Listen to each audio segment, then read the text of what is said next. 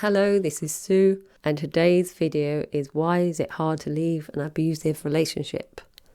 This video has a trigger warning. This is made to give anyone who doesn't understand why it's hard to leave information.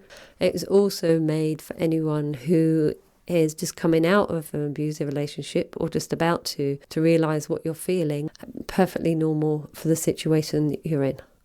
There is a shortage of domestic abuse refugees. Each day, there's 103 children and 155 women turned away. I think I worked it out as 1,800 a week. Where do they go? So if they haven't got family and they haven't got friends they can turn to, they can either go back into the abusive relationship. So women can end up on the streets being homeless, or they could end up sofa surfing. Or the other alternative is go back where they come from. So they go back to the abusive relationship. An abuser will use his charm to pull a woman back in. Very briefly, what happens when a woman first gets in a relationship with an abuser is he'll be really charming, he'll just charm her, he'll be everything that she wants because he's charming and he puts on a front to lure the woman in. Once they're in an abusive relationship, he starts to devalue her. So he devalues her because he wants to whittle away her self-esteem.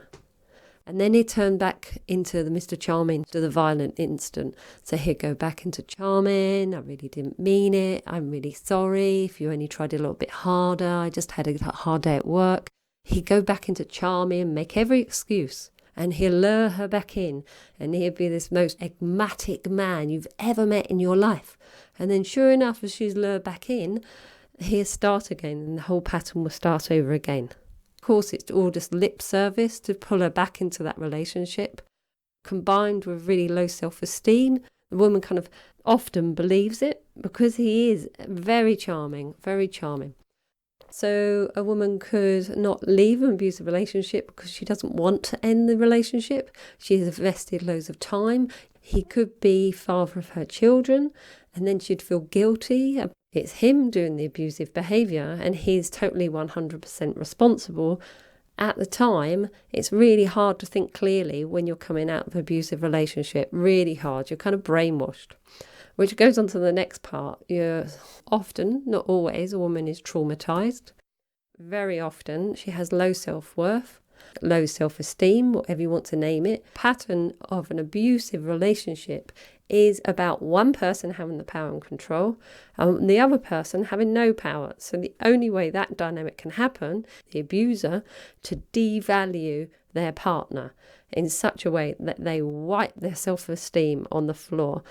They use gaslighting. They tell them they're rubbish. Don't forget they're going back to charming man, so he woos her back in. And getting out of that situation in a normal relationship is quite hard in a relationship, let alone when you've got all that going on for you.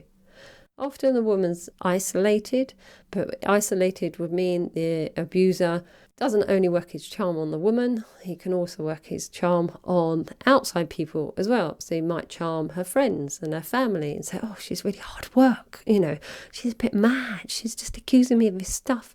And they take his side, so they will become his flying monkeys. So it's really hard. She'll leave that relationship and she'll leave her family behind, she'll leave her friends behind, which leads on to the next bit, the fear of repercussions for the pets, the family, the children, and also death threats. So going through those, a woman will stay because of their cat or their dog. There's also repercussions of what could happen to her family. Sometimes there's threats to hurt the family or kill the family. The guy could say, I'll take your children from you. I'll abuse your children, I'll kill your children, I'm going to go to the family courts and I'll take your children from you. And this is what they do.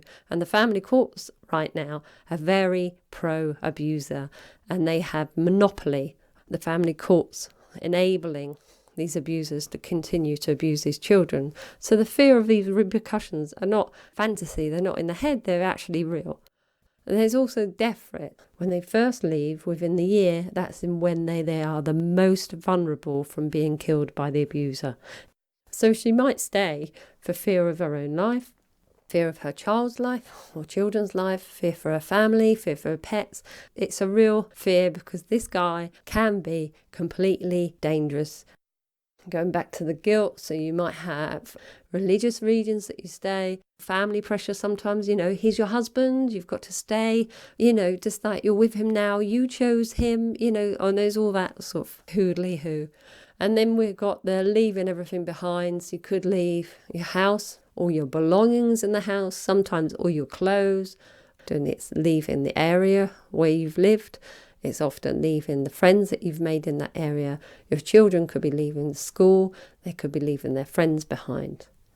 In society, we say, why doesn't she leave an abusive relationship?